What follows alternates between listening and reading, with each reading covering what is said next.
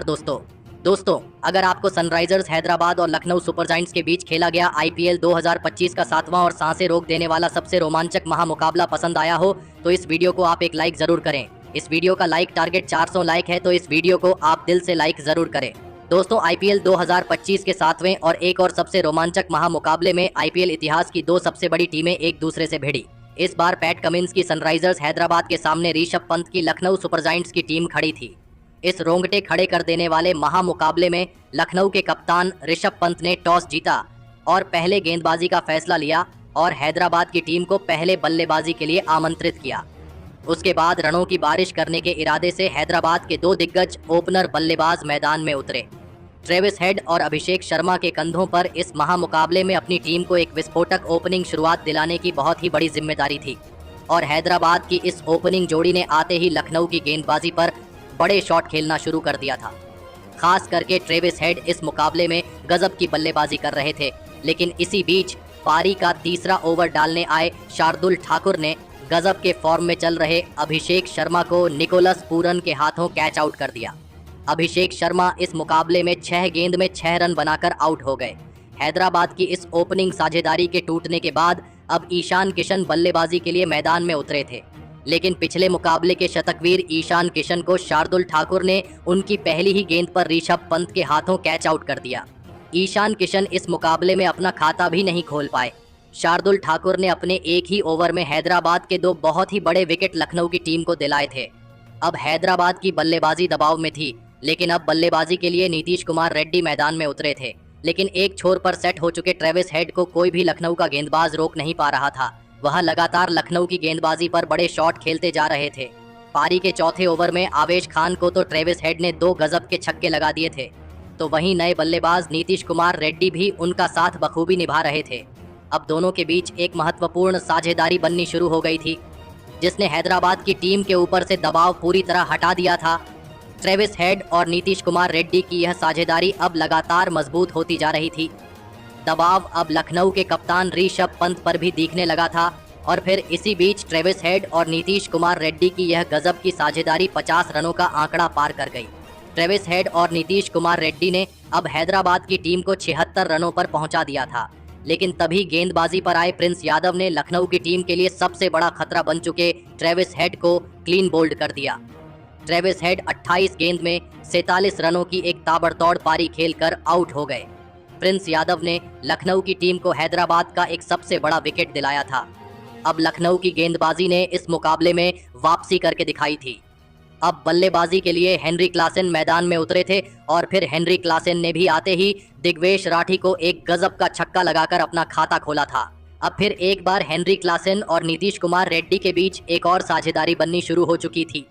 दोनों ही खिलाड़ी इस मुकाबले में गजब के फॉर्म में नजर आ रहे थे और लगातार बड़े शॉट खेल रहे थे, लेकिन तभी पारी के 12वें ओवर में प्रिंस यादव ने सेट हो चुके हेनरी क्लासेन को ही रन आउट कर दिया। हेनरी क्लासेन इस मुकाबले में 17 गेंद में 26 रन बनाकर आउट हो गए। हेनरी क्लासेन एक गलत मौके पर आउट हो चुके थे, जिसने फिर से दबाव हैदराबाद की बल्लेबाजी पर डाल दिया था, लेकिन अब बल्लेबाजी के लिए अनिकेत वर्मा को भेजा गया और फिर अनिकेत वर्मा और नीतीश कुमार रेड्डी ने मिलकर हैदराबाद की पारी को संभालने की पूरी कोशिश करी, लेकिन तभी सेट हो चुके नीतीश कुमार रेड्डी को गेंदबाजी पर आए रवि बिश्नोई ने क्लीन बोल्ड कर दिया। नीतीश कुमार रेड्डी 28 गेंद में 32 रन बनाकर आउट हो गए। अब हैदराबाद के दोनों ही सेट बल्लेबाज आउट हो चुके थे। हैदराबाद की आधी बल्लेबाजी अब खत्म हो चुकी थी।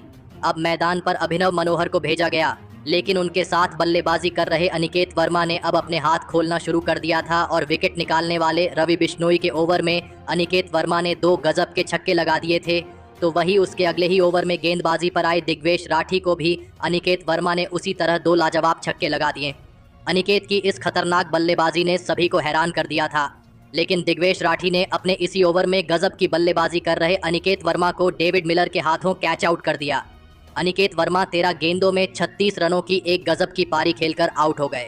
लखनऊ की गेंदबाजी किसी भी हैदराबाद के बल्लेबाज को ज्यादा देर तक मैदान में टिकने ही नहीं दे रही थी। अब बल्लेबाजी के लिए हैदराबाद के कप्तान खुद पैट कमिंस मैदान में उतरे थे, लेकिन तभी उनके साथ बल्लेबाजी कर रहे अभिनव मनोहर को इसी बीच पारी के 17वें ओवर में शार्दुल ठाकुर ने अब्दुल समद के हाथों कैच आउट कर दिया। अभिनव मनोहर इस मुकाबले में 6 गेंद में बस 2 ही रन बना पाए। हैदराबाद की बल्लेबाजी अब बहुत ही बड़ी मुसीबत में थी। लखनऊ की खतरनाक गेंदबाजी ने हैदराबाद की पूरी बल्लेबाजी को बैकफुट पर धकेल दिया था। अब मैदान पर हर्षल पटेल आए थे, लेकिन उनके साथ बल्लेबाजी कर रहे हैदराबाद के कप्तान पैट कमिंस ने अपनी पहली 3 गेंदों पर 3 शानदार छक्के लगाकर अपना खाता खोला था। लेकिन अपनी चौथी गेंद पर भी एक और बड़ा शॉट खेलने के चक्कर में पैट कमिंस को आवेश खान ने दिग्वेश राठी के हाथों कैच आउट कर दिया। पैट कमिंस इस मुकाबले में 4 गेंद में 18 रन बनाकर आउट हो गए। अब हैदराबाद के बस 2 ही विकेट बचे थे। अब बल्लेबाजी के लिए मोहम्मद शमी मैदान में उतरे थे, लेकिन फिर एक बार गेंदबाजी पर आए शार्दुल ठाकुर ने मोहम्मद शमी को आयुष बदोनी के हाथों कैच आउट कर दिया। मोहम्मद शमी 3 गेंद में बस 1 ही रन बना पाए। अब हैदराबाद के अंतिम विकेट के रूप में सिमरजीत सिंह मैदान में उतरे थे, लेकिन आखिरी के ओवर में हर्षल पटेल ने अपनी टीम के लिए कुछ महत्वपूर्ण रन बनाए और इसी के चलते हैदराबाद की टीम ने 190 रनों का एक बड़ा लक्ष्य लखनऊ के टीम के आगे रखा। उसके बाद हैदराबाद से मिले 191 रनों के एक विशाल लक्ष्य का पीछा करने लखनऊ के 2 दिग्गज ओपनर बल्लेबाज मैदान में उतरे। मिचेल मार्श और एडन मार्करम के कंधों पर इस महामुकाबले में अपनी टीम को एक शानदार ओपनिंग शुरुआत दिलाने की बहुत ही बड़ी जिम्मेदारी थी, लेकिन लखनऊ की इन उम्मीदों को पारी की शुरुआती ओवरों में ही हैदराबाद की तेज गेंदबाजी ने तोड़ दिया और पारी का दूसरा ही ओवर डालने आए मोहम्मद शमी ने एडन मार्करम को पैट कमिंस के हाथों कैच आउट कर दिया। एडन मार्करम इस मुकाबले में 4 गेंद में बस 1 ही रन बना पाए।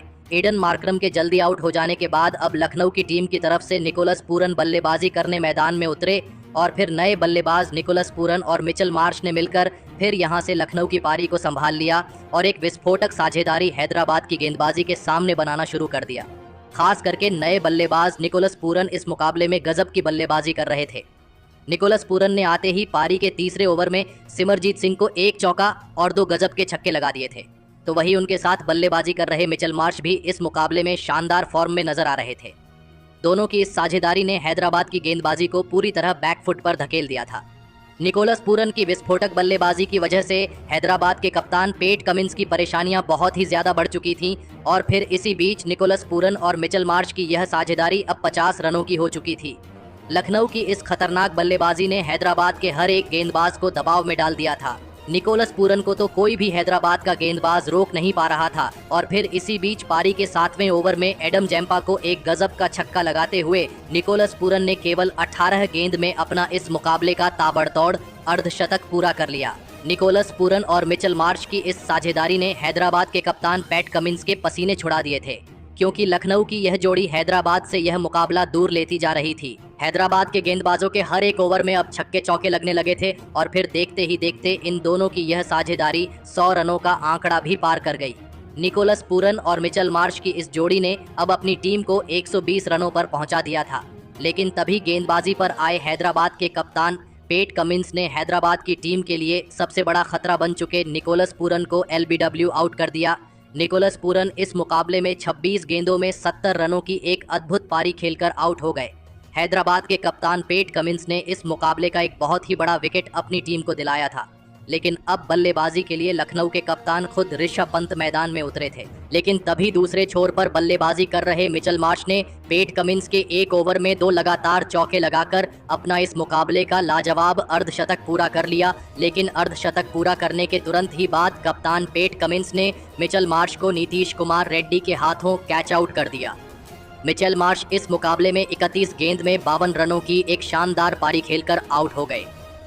कप्तान पैट कमिंस ने अब दोनों ही लखनऊ के सेट बल्लेबाजों को आउट कर दिया था और हैदराबाद की टीम को इस मुकाबले में वापसी करने का एक बढ़िया मौका दिया था। लेकिन अब बल्लेबाजी के लिए आयुष बदोनी मैदान में उतरे थे और फिर कप्तान ऋषभ पंत और आयुष बदोनी ने मिलकर लखनऊ की पारी को संभालने की पूरी कोशिश करी। लेकिन तभी गेंदबाजी पर आए एडम जैम्पा ने आयुष बदोनी को हर्षल पटेल के हाथों कैच आउट कर दिया। आयुष बदोनी 6 गेंद में बस 6 ही रन बना पाए। अब यहां से इसी तरह विकेट निकालकर ही हैदराबाद की गेंदबाजी इस मुकाबले में वापसी कर सकती थी। अब बल्लेबाजी के लिए डेविड मिलर मैदान में उतरे थे और फिर डेविड मिलर के साथ मिलकर कप्तान ऋषभ पंत ने फिर से एक और साझेदारी बनाने की पूरी कोशिश करी। लेकिन तभी गेंदबाजी पर आए हर्षल पटेल ने सेट हो चुके लखनऊ के कप्तान ऋषभ पंत को मोहम्मद शमी के हाथों कैच आउट कर दिया।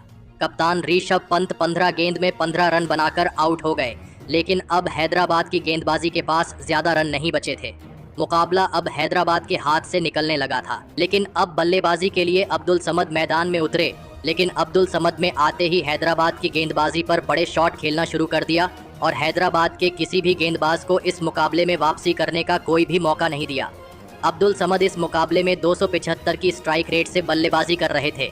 अब मुकाबला हैदराबाद के हाथों से निकल चुका था और फिर अंत में डेविड मिलर ने एक शानदार चौका लगाते हुए लखनऊ की टीम को इस रोमांचक मुकाबले में 5 विकेट से जीताकर इतिहास रच दिया। दोस्तों, हैदराबाद जैसी खतरनाक टीम के सामने लखनऊ की बल्लेबाजी ने शानदार प्रदर्शन करके दिखाया, लेकिन लखनऊ के इस महामुकाबले में जीत के असली हीरो साबित हुए निकोलस पूरन, जिन्होंने इस मुकाबले में ऐसी अविश्वसनीय बल्लेबाजी करके दिखाई जिसने सभी का दिल जीत लिया। निकोलस पूरन ने इस मुकाबले में केवल 26 गेंदों में 6 चौके और 6 गजब के छक्के लगाते हुए 269 की स्ट्राइक रेट से 70 रनों की एक लाजवाब पारी खेली और इसी धमाकेदार बल्लेबाजी की बदौलत लखनऊ की टीम यह महामुकाबला जीत पाई। तो दोस्तों, आप निकोलस पूरन की इस अद्भुत मैच जीताने वाली बल्लेबाजी के लिए उन्हें 10 में से कितने अंक देना चाहेंगे? आप अपनी राय नीचे कमेंट में देना बिल्कुल भी ना भूलें।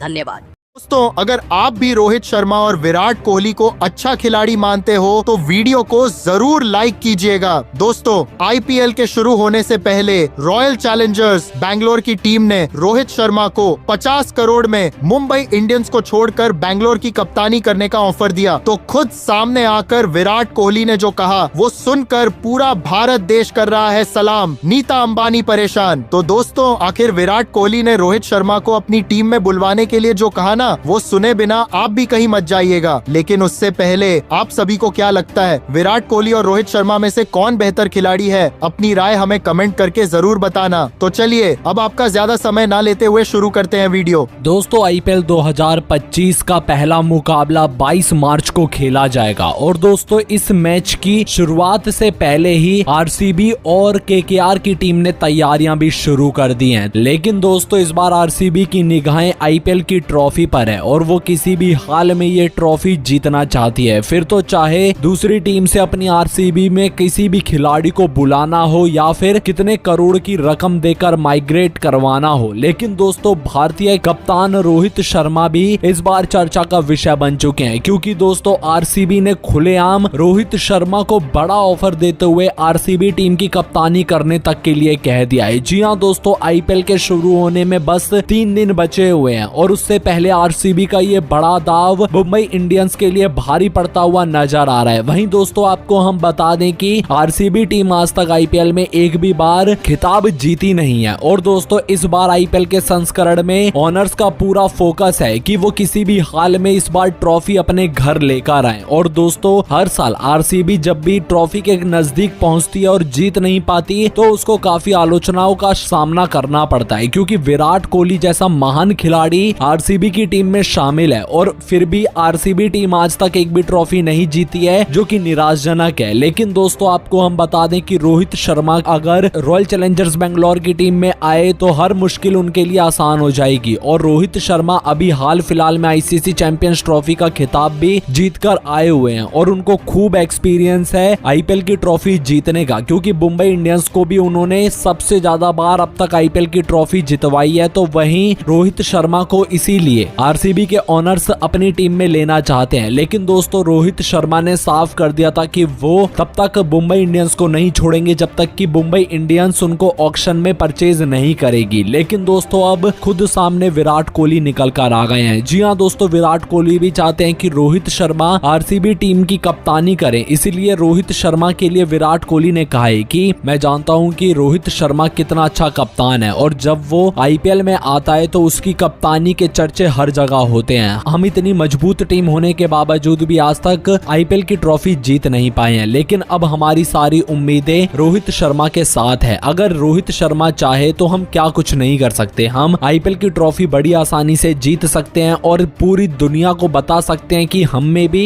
हुनर छुपा हुआ है, लेकिन हम अपने आप को साबित तब तक नहीं कर सकते जब तक कि आईपीएल की ट्रॉफी हमारे ड्रेसिंग रूम में ना लगी हो। और इस बार आईपीएल को जिताने का काम हमने रोहित शर्मा को सौंप आए। हम जानते हैं कि रोहित शर्मा कितने अच्छे कप्तान है और उनकी कप्तानी के बारे में बताने की मुझे जरूरत नहीं है। अभी उन्होंने पिछले ही साल T20 विश्व कप जितवाया, तो इस साल उन्होंने चैंपियंस ट्रॉफी जितवाई, जिसके बाद ये अनुभव हमारे काफी काम आएगा। रोहित शर्मा अगर मुंबई इंडियंस टीम को छोड़कर हमारी रॉयल चैलेंजर्स बेंगलोर की टीम को ज्वाइन कर लेते हैं तो शायद ये मुश्किलें ना पैदा हो। हम रोहित शर्मा के साथ खड़े हुए हैं और रोहित शर्मा जब चाहे 70-80 करोड़ रुपए लेकर हमारे से आरसीबी टीम की कप्तानी ले सकते हैं। हम उनके लिए हमेशा फ्रीली हैं, लेकिन रोहित शर्मा ने अगर देर की तो मुंबई इंडियंस की मालकिन नीता अंबानी उनको हमारी टीम में आने नहीं देंगी। तो दोस्तों यहाँ पर रोहित शर्मा अब दुविधा में पड़ चुके हैं कि आईपीएल 2025 वो विराट कोहली की टीम के साथ खेले या फिर नीता अंबानी की मुंबई इंडियंस के साथ। अपनी राय हमें कमेंट करके जरूर बताइएगा।